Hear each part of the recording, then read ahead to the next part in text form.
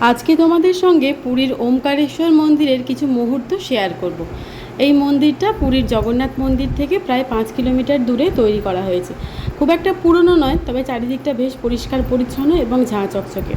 এই মন্দিরের প্রধান বিশেষত্ব হলো 108 শিবলিঙ্গ। একটি ঘরের মধ্যে 108 শিবলিঙ্গের পুজো হচ্ছে, এটাই এই মন্দিরের প্রধান আকর্ষণ। তাছাড়াও রয়েছে যেমন শিব পার্বতী, রাধাকৃষ্ণ ও অন্যান্য দেবতারও কিন্তু পুজো এই মন্দিরের মধ্যে হচ্ছে।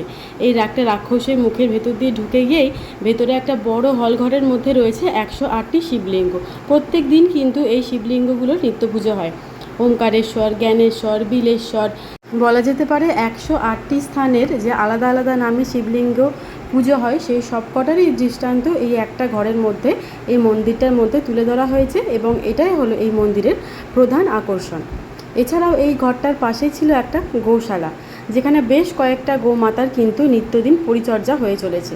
এই গৌশালার মধ্যে প্রত্যেকে দেখছি আসছে, তাদের নিজের সাধ্যমতো কিছু দক্ষিণা দিচ্ছে তাদের পরিচর্যার জন্য, এবং পাশেই খড় রাখা রয়েছে।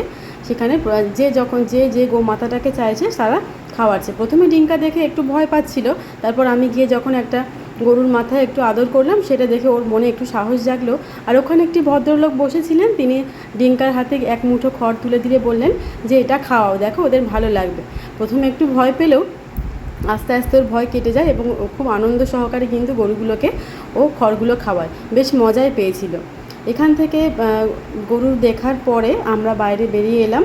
বাইরে বেরিয়ে দেখলাম যে কোনো পুরনো একটা রথের চাকা এখানে রাখা রয়েছে, যেখানে সবাই একটা দক্ষিণা দিয়ে চাকাটাকে ঘোরাচ্ছে। তো আমরা সেই মতো চাকাটা ঘুরিয়ে এই মন্দির থেকে বেরিয়ে পড়লাম।